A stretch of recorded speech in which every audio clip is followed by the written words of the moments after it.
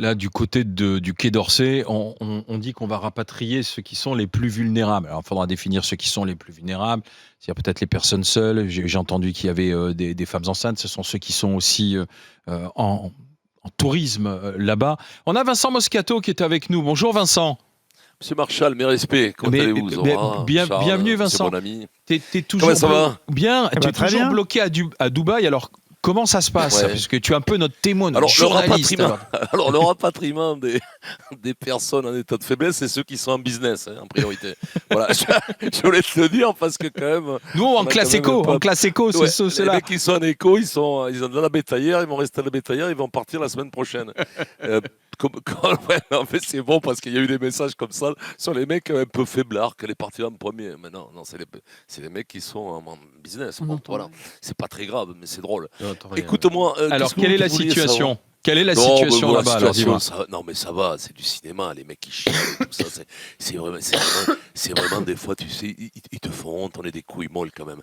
Tous ces flammes, il n'y a rien. Il y a eu bien sûr quelques bombes qui pètent, mais bon, en Israël, depuis 30 ans, c'est comme ça. Les mecs, tu vas au parking, ça sonne, tu as ton téléphone qui sonne, tu vas au parking. C'est pas le Vietnam, je vais pas te vendre, je vais pas faire le courageux à te dire que je suis le colonel Trotman dans Rambo, tu vois. T'es en train de me dire que voilà, y a pas les grand-chose, missiles ne tombent pas toutes les 2 minutes. Mais quoi. non, mais il y a eu quelques pauvres, tu vois, des pauvres, comment on dit, les trucs à hélice, là, les drones. drones. Oui, les drones fabriqués dans l'atelier du papy derrière, qui arrivent de temps en temps à feinter la défense antiaérienne. Il y a eu quelques missiles, je vais pas non plus te dire. Et puis surtout, faut respecter parce qu'il y a des mecs à côté. Par contre, en Iran, ça tombe dru, ça tombe comme un gravelotte, ça tombe en Israël, ça tombe au Liban. Là, oui, mais à Dubaï quand même. Alors les mecs qui s'affolent et tout, c'est du cinéma, c'est du drama pour se faire remarquer. Voilà. Alors moi, j'ai fait des vidéos pour dénoncer ça. Alors je me suis fait remarquer, bien entendu, mais c'était pas le but au départ. C'était plutôt un coup de colère parce que moi. Quelles sont les consignes précises? Quelles sont les consignes qu'il y a là-bas, Vincent? Mais les consignes précises, c'est se mettre, l'article 22, se mettre à l'abri quand il pleut, tout simplement. C'est-à-dire, il n'y a pas de consigne précise. C'est pas les B-52, c'est pas la Normandie en 44, il n'y a rien. Tu peux aller au bar, ça pète, bien sûr. Alors, si tu as peur de tout, comme tu disais, ton mec te disait, si tu as un chamallow, là, comme à la droite, si tu as un chamallow comme à la droite ou à la gauche, quand ça fait 50 ans que tu es dans l'assistanat complet, mais là, bien sûr, tu es une couille molle.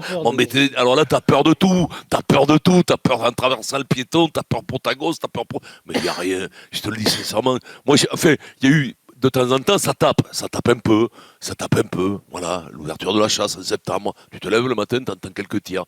Ça tape un peu, mais n'exagérons rien. Donc, comment est-ce que à tu Dubaï, t'informes? je te parle de Dubaï, je te parle bien sûr, pas des autres pays qui morflent. C'est pour ça que je tenais à t'avoir, parce qu'on a vu effectivement les influenceurs, enfin certains, lancer des cris d'alarme en disant venez nous chercher, nous abandonnez pas. Enfin, il y en a 2-3 des jeunes filles qu'on a vues. Mais surtout abandonnez-les, qui reviennent jamais. Putain, ça nous fait un bien. Si les cons sont bons, mais ça nous ferait un bien. Alors on est tout le temps le con de quelqu'un, mais surtout, ça craint pas. Non, bien sûr que non. Le botox, les piqûres de botox, faut pas les faire dans le cerveau. Et eux, faut leur dire quoi. Ça craint peut-être plus d'ailleurs pour certains le botox qu'un missile, quoi. D'ailleurs, c'est plus dangereux. C'est plus dangereux. Ouais, surtout Oh là là là. s'ils se le mettent dans le cerveau, surtout s'ils se le mettent dans le cerveau. Bon. Mais là, toi, Voilà, tu es coincé avec ta femme et tes enfants. Est-ce que tu as une date de retour? Est-ce qu'on t'a donné des Non, j'ai pas de date. Alors on bataille un peu pour en avoir, tu vois. On bataille un peu pour en avoir. Moi, je suis chez un pote, donc bon, écoute, je commence à m'emmerder quand même. C'est qui? T'es en lien avec l'ambassade? Non, je suis en lien avec l'ambassade, ouais, mais je suis surtout en lien avec les compagnies, quoi, avec Air France, avec comment ça s'appelle, Avec Emirates, avec tout ça pour essayer de choper un avion pour me barrer. Mais après, moi, j'attends rien de l'ambassade. Je m'en cague de l'ambassade de la France et tout ça. Moi, je suis très patriote. Je vais pas faire chier les gens, je vais le gouvernement à mon propre problème. Tu vois, je suis pas un assisté. Encore une fois, je demande rien. Moi, je suis pas fabriqué comme ça. Moi, je chiale pas. Quand il y a un souci, je suis pas fabriqué comme ça. Je tends pas la main. L'assistanat, ça me fait vomir. Donc, je suis pas du tout comme dans ce truc-là. Alors, bien sûr, il y a des trucs, il y a des numéros, tout ça. Ça marche pas, je m'en fous, quoi. D'accord. Donc voilà, les pleureuses du moment, ça te saoule un peu. On a bien compris. Ah, mais non, mais c'est que ça, putain. Oui, Zora, excuse-moi. Oui, j'entends ce que tu dis. Je suis assez d'accord avec toi. Tous ceux qui peuvent être autonomes et se débrouiller, il faut. Et d'ailleurs, c'est la responsabilité individuelle qui prime. Et c'est très bien comme ça. Mais on parle de 400 000 Français bloqués au Moyen-Orient et pas forcément qu'à Dubaï. Et puis un avenir un peu incertain. Alors, si on retire évidemment ces influenceurs qui se sont mis en scène... On n'arrive pas à régler nos propres problèmes. Oui, on va pas régler les problèmes des Français à l'extérieur. On n'arrive pas à régler les problèmes des Français à l'intérieur. Sur la sécurité surtout. Tu veux pas qu'on fasse les durs. Déjà, à vouloir gérer les problèmes des mecs qui sont à l'extérieur. Ils se barrent, mais c'est très bien. Je termine. Excuse-moi. Non, je suis d'accord. Les influenceurs ont un peu faussé tout le débat. Et en plus, c'est pas que Dubaï. Il y a des gens qui sont partis travailler. Il y a des gens qui sont installés pour des raisons économiques. Il y a des gens qui y sont avec leurs femmes et leurs enfants. C'est pas le souci. Je pense que l'instant T, évidemment, être dans l'alarmisme tout de suite, c'est peut-être pas une bonne idée. D'abord, c'est même une très mauvaise idée. Mais il y a des gens qui regardent, qui n'ont pas envie d'être à court terme, voire à moyen terme, être pris dans une zone de conflit. Donc, ils anticipent. Maintenant, c'est vrai que tous les gouvernements successifs... Mais Vincent, il distinguait la situation de ceux qui sont moi, je suis à Dubaï. Et ceux qui sont au Liban. Exactement. Ou autre, après, si tu veux. Après, à Dubaï, après, à Dubaï, il n'y a pas que des influenceurs. Il y a aussi des gens qui sont partis travailler. Il y a des gens qui ne demandent rien. C'est pas les 10 influenceurs qu'on voit botoxés et qui nous font leur cinéma tous les 4 matins qui doivent déterminer le fait qu'il peut y avoir... Je te remercie d'avoir été avec nous. On est dans la rhétorique iranienne que l'on connaît, puisque les gardiennes de la Révolution viennent de dire que les portes de l'enfer allaient s'ouvrir de plus en plus pour les États-Unis et Israël. C'est une rhétorique qu'on connaît de la part des gardiennes de la Révolution, effectivement, qui sont peut-être plus, attention, là en ce moment, dans un baroud d'honneur vu l'intensité de ce qui se passe de la part des États-Unis et d'Israël. Mais soyons prudents, bien évidemment, on n'en est qu'au début de ce conflit dont Donald Trump nous dit qu'il pourrait durer 4 semaines. C'est ce que dit le président des États-Unis. Nous, ce qui nous intéresse sont nos compatriotes qui sont coincés là-bas. On ne va pas pleurer sur ceux qui sont à Dubaï. C'est ce que nous disait à l'instant Vincent Moscato. Il dit à Dubaï, c'est safe. De temps en temps, on entend passer quelque chose, mais on est plutôt en sécurité. Michael, lui, nous appelle du Liban. Bonjour, Michael. Bonjour Alain, bonjour Michael. Merci de nous écouter depuis le Liban. De où au Liban qu'on essaie de situer, dites-moi? Alors, nous, on est à Beyrouth, dans la banlieue sud, c'est-à-dire qu'on est proche des zones de bombardement, à moins d'1 kilomètre de chez moi, ça tape. D'accord. Et vous vivez depuis longtemps là-bas, Michael? Vous êtes doubleur, je crois, c'est ça? Ça va faire pratiquement 20 ans. D'accord. Et alors, comment ça se passe pour vous, dites-moi? On est au rythme des bombardements, mais la chance que l'on a, c'est qu'on est prévenu 1 heure avant. Donc, si on doit partir, on part, mais nous, on n'a pas à bouger. Puisque ça prévenu par qui, Michael? On est prévenu par les porte-paroles arabophones de Tsahal, donc Avishai Adrahi, qui nous envoie un message 1 heure avant avec la carte, on va taper là, donc si vous êtes à 300 mètres de là, vous partez. Donc nous, il n'y a aucun souci. Et puis avant que ça tape, les militaires libanais tirent à la mitraillette pour ceux qui n'ont pas vu l'annonce, pour les prévenir que ça va frapper, pour éviter un massacre de civils. Autour de vous, parce que vous vivez au Liban, donc vous n'avez pas l'intention de rentrer, vous ne demandez pas aux autorités françaises de vous rentrer. Moi, non, de toute façon, faut savoir que nous, on n'a aucune nouvelle de la France, en tout cas des autorités françaises ici. Les rapatriements, il y a eu 2 rapatriements en 2024, mais c'était à nos frais. Moi, je suis resté ici. C'est pas la peine. De toute façon, là, quand j'entends parler des influenceurs et tout, moi déjà, je suis pas influenceur, mais les billets d'avion, ils vont les payer.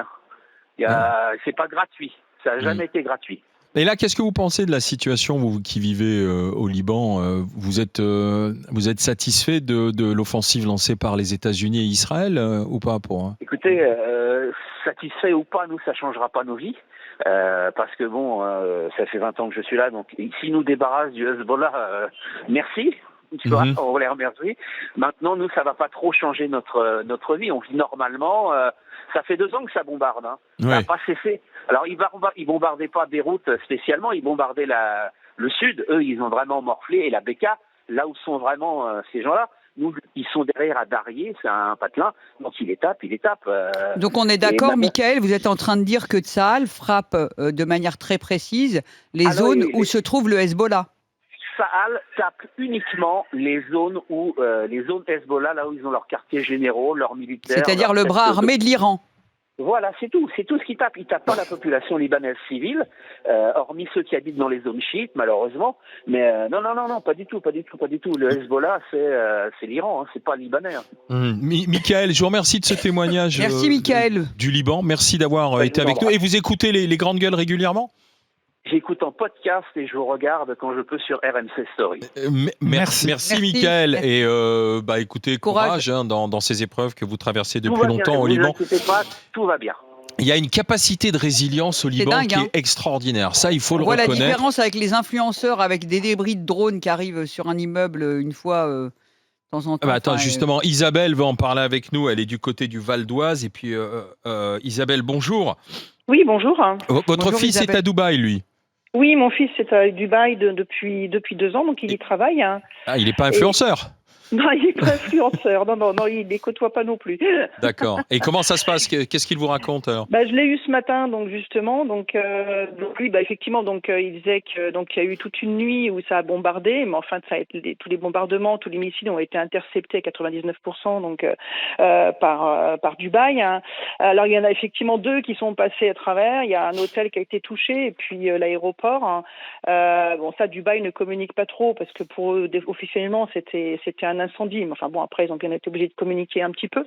Mais par contre, il dit que franchement, ils sont avertis par téléphone quand il y a des bombardements. On leur demande de rentrer chez eux pour se mettre à l'abri. Donc les alertes sont plutôt bien faites, quoi, en fait. Oui, tout à fait, c'est bien fait. Pour éviter, parce que j'ai demandé, mais bon, parce qu'il n'y a pas de cave là-bas, hein, donc ils peuvent pas aller dans les caves.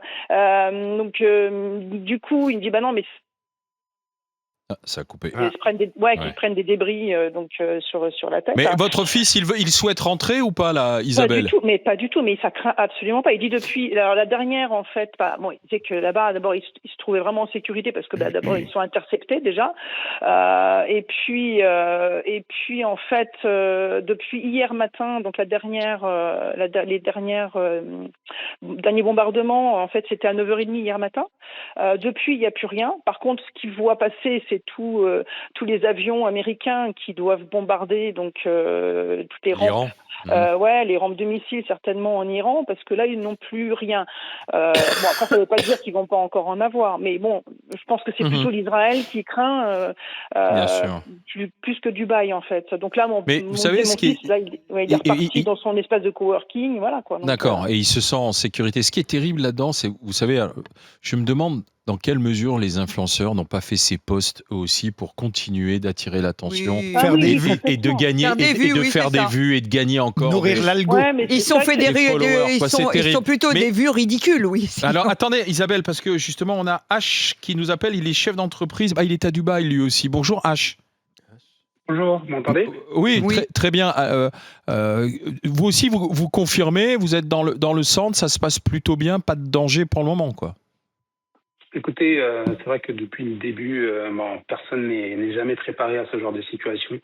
Donc effectivement, lorsqu'on a entendu les premières explosions, on était quand même choqués. Bon, après, c'est plus aussi vis-à-vis des enfants, les rassurer, etc. Mais très rapidement, on a compris un petit peu la situation. Il y a eu de la communication de la part des autorités. On a compris qu'on n'était pas forcément les cibles, mais plus des dommages collatéraux, des éventuelles interceptions avec des débris qui tombaient. Donc, c'est vrai que, comme Isabelle le disait, je pense que je partage le même point de vue que son fils, on est plutôt safe, on n'a pas envie de rentrer. Ça, faut le comprendre. Je peux comprendre aussi qu'il y en a certaines personnes qui sont ici et qui souhaitent rentrer. C'est tout à leur droit, on va dire. Mais en tout cas, pour ceux qui voudraient partir, moi, autour de moi, ils voudraient plus partir, profiter, prendre l'air, prendre des vacances un mois, puis revenir tranquillement, quoi. Mais justement, H, pour vous ou les Français que vous côtoyez, est-ce que vous avez senti pour certains le besoin ou l'envie de rentrer, de se dire, oh là là, on ne sait jamais si ça dégénère, il vaut mieux qu'on s'en aille maintenant ou pas ? Écoutez, j'ai eu quelques personnes qui ont eu ce sentiment effectivement autour de moi, mais encore une fois, c'est partir, c'est vraiment histoire d'être safe, mais pas forcément en France ou ailleurs. C'est juste prendre l'air, partir dans les environs, là où c'est un peu plus calme, pour pouvoir revenir. Voilà. D'accord. Merci d'avoir été avec nous, H, expatrié donc à Dubaï. Merci d'avoir été dans les GG. Et ton associé, Charles, tu as des nouvelles ? Oui, comme ne le savent peut-être pas, mais nos auditeurs, moi j'ai un associé qui vit et travaille à Dubaï. On a un bureau à Dubaï et un bureau à Doha au Qatar, donc on connaît bien cette région. Je crois que lui n'est plus tout à fait à Dubaï et qu'il a été se mettre au vert au bord de la mer un peu plus loin sur une autre rive pour avoir la paix. Mais ce qu'on constate et qui ne m'étonne pas du tout parce que c'est tout à fait la mentalité dans ces Émirats, c'est qu'ils vont faire en sorte le plus vite possible que ça revienne à la normale. Comme je le disais tout à l'heure, l'aéroport a déjà partiellement rouvert et vous pouvez être sûr qu'ils vont vraiment faire le maximum pour qu'à mon avis, dès les prochains jours, on soit à Dubaï comme si de rien n'était. Parce que pour eux, c'est vital. Dubaï repose sur son attractivité. On a 168 000 Français qui sont présents dans la région. On a 75 000 ressortissants qui sont en Israël. Aux Émirats Arabes Unis, on a 35 000 Français, notamment à Dubaï. Le Liban, 20 000 Français. L'Arabie Saoudite, quasiment 7 000. Le Qatar, 5 000. Et au total, en prenant en compte les touristes, etc., ça fait 400 000 personnes qui sont stationnées dans la région. Et pour le moment, du côté du ministère français des Affaires étrangères, on veut prioriser ce que l'on appelle les personnes fragiles ou ceux qui sont vraiment touristes et qui n'ont qu'une envie, c'est de rentrer.